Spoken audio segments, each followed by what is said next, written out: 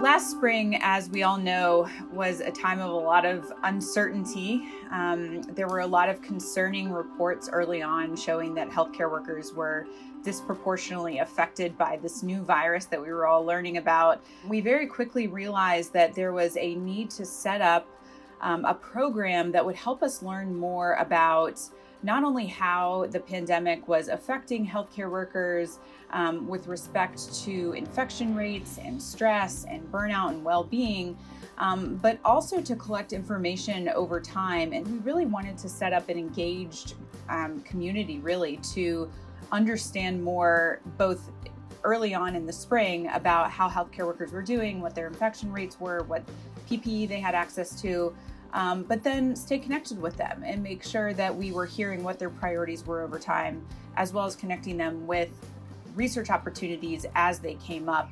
To me, one of the most exciting parts about working at the DCRI has been a constant eye to improving how we do research.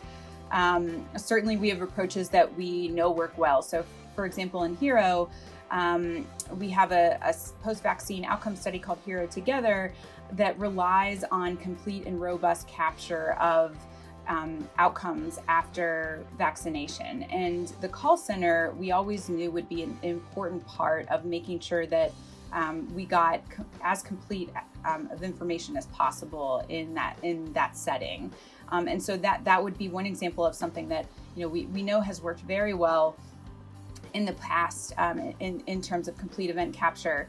But there's also this openness to innovation, to looking at what we've done and asking the question of how can we do this better. There are two super cool aspects to HERO that I really hope will be reused in other studies in the future. The first is collection of information on healthcare worker priorities as soon as they sign up. So anytime that a participant signs up for HERO, we ask them, what are the most important or pressing issues to you with respect to COVID right now?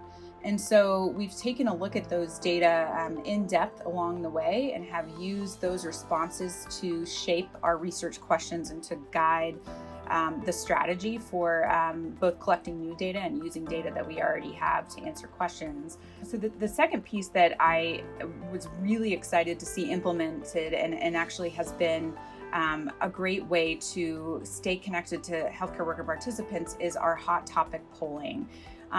In the course of a pandemic, it's very challenging to predict exactly what research questions will be important 6 months from now, maybe even 6 days from now. And the hot topics gave us a way to pay attention to issues that were coming up more broadly and to get a snapshot of how healthcare workers feel about those specific topics. So we've asked questions about vaccine willingness, moral injury, whether people have made changes to their careers as a result of the pandemic or changed to another field within healthcare. We've asked people about childcare and how returning to school has affected how distracted they are at work and how anxious they are at work.